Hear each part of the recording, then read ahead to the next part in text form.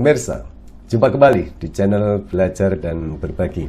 Video kali ini kita akan belajar mengenai pentingnya produsen alat kesehatan mengidentifikasi use error dan bagaimana cara mengendalikan risiko yang disebabkan oleh use error. Sistem manajemen mutu ISO 13485 dan juga CPAKB ini diterapkan dalam rangka untuk memproduksi alat kesehatan yang aman, yang bermutu dan bermanfaat. Ya, seperti kita ketahui bahwa use error ini merupakan salah satu hazard atau bahaya yang dapat membahayakan bagi penggunanya, bagi pasien atau bagi orang lain. Dan salah satu penyebab dari use error adalah user interface. Ya. Oleh karena itu, produsen ini perlu untuk mengidentifikasi use error yang dapat diperkirakan, use error yang dapat diduga, dan use error yang dapat dilakukan oleh pengguna.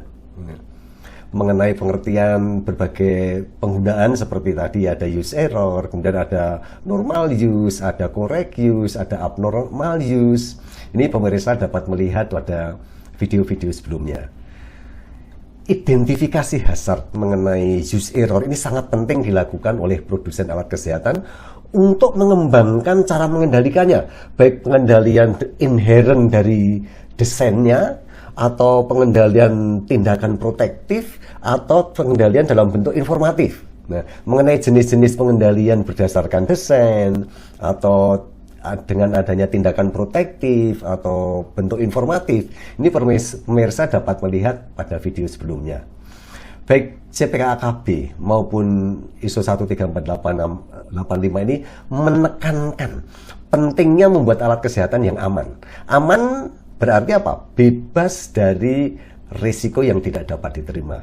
Dan di dalam menerapkan CPAKB atau Sistem Manajemen Mutu 13485, identifikasi use error dan pengendalian risikonya ini merupakan salah satu cara untuk meningkatkan keamanan dari alat kesehatan. Dengan demikian, produsen harus mampu mengidentifikasi use error yang dapat diperkirakan dan tentu saja harus melakukan pengendalian sehingga apa? Pengguna tidak melakukan use error. Dalam video kali ini kita akan membahas contoh-contoh skenario user interface yang dapat menyebabkan kesalahan penggunaan atau use error sehingga membahayakan pasiennya atau penggunanya atau orang lain. Apa saja nih contoh-contohnya? Ikuti terus video yang satu ini.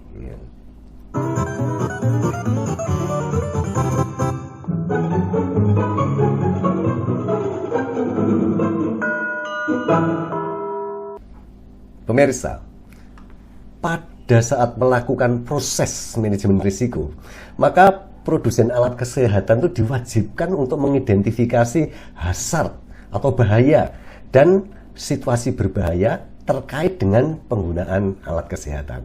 Salah satu hazard yang wajib diidentifikasi adalah use error. Nah, use error dapat menyebabkan situasi berbahaya dan membahayakan atau melukai pasien atau pengguna atau orang lain. Nah, untuk menjelaskan use error sebagai hazard yang dapat menyebabkan situasi berbahaya dan membahayakan atau melukai pasien atau pengguna atau orang lain, tentu saja saya menggunakan berbagai referensi, antara lain yaitu IEC 62366-1 ini mengenai medical devices part 1, Application of Usability Engineering to Medical Devices. Mari kita mempelajari contoh-contoh use error yang dapat membahayakan atau melukai pasien dan bagaimana produsen seharusnya memilih pengendalian yang dapat diterapkan.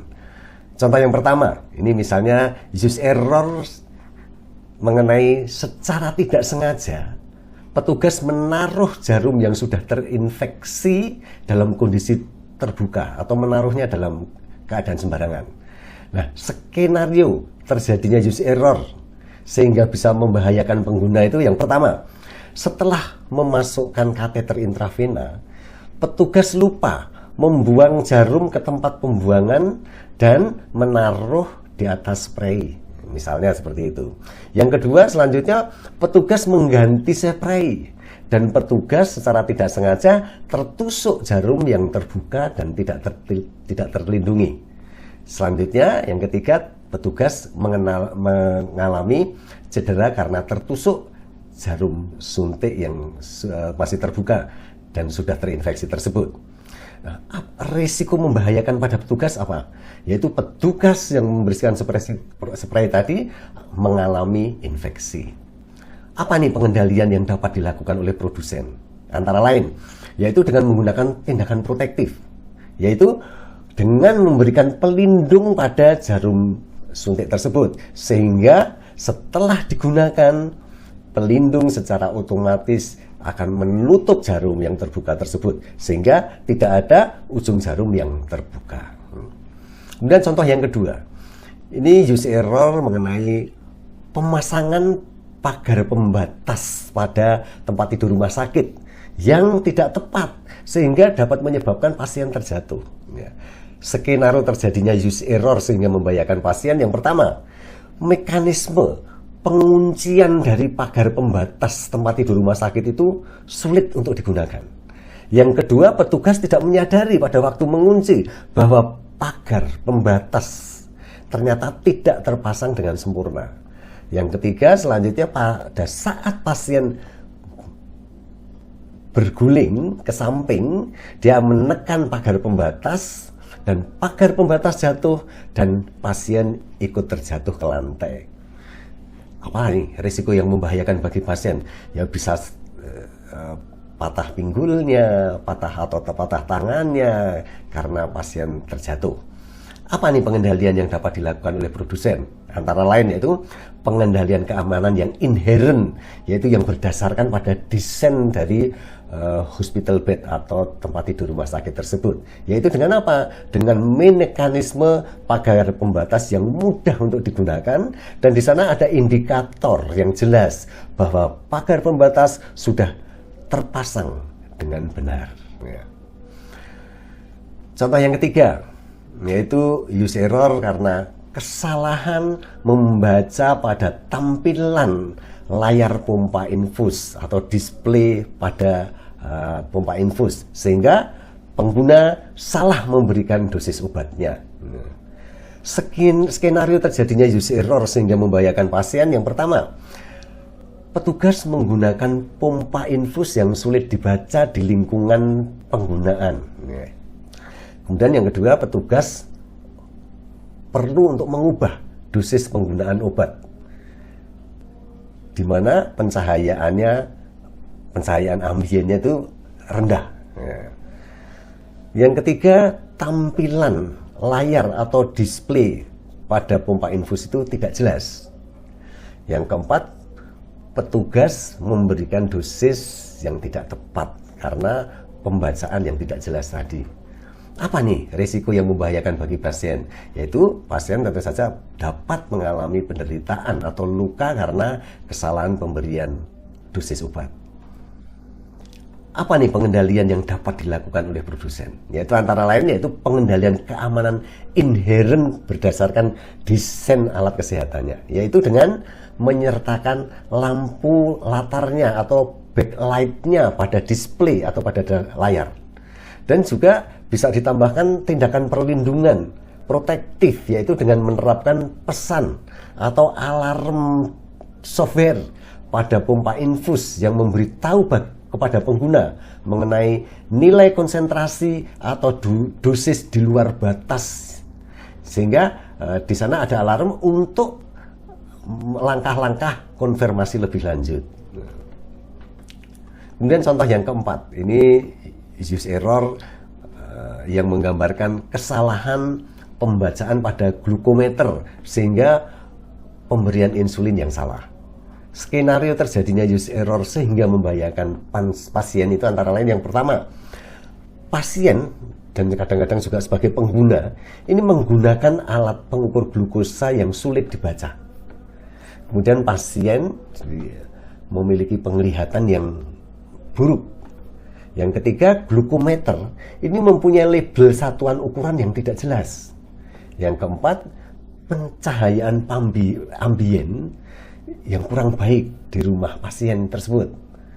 Yang kelima, pasien memilih tampilan glukosa darah dalam satuan yang salah. Dan akhirnya salah dalam membaca kadar glukosa darah. Yang keenam, pasien memberikan insulin dalam jumlah yang salah, yaitu skenario terjadinya use error. Risiko yang membahayakan pasien yaitu tentu saja adalah pasien dapat mengalami koma karena pemberian insulin yang kurang tepat. Apa nih pengendalian yang dapat dilakukan oleh produsen? Yaitu yang pertama, pengendalian keamanan inherent, yaitu berdasarkan desain dari alat kesehatannya, dengan cara menyertakan lampu latar atau backlight pada layarnya atau pada displaynya. Kemudian juga memberikan ukuran karakter tampilan yang dapat disesuaikan, bisa di-adjust oleh penggunanya. Ya, demikian tadi kita telah belajar mengenai pentingnya melakukan identifikasi use error dan memilih cara yang tepat dalam pengendalian risiko use error tersebut untuk meningkatkan keamanan alat kesehatan. Ya, semoga bermanfaat. Jumpa kembali di video selanjutnya dengan topik yang berbeda. Sampai jumpa.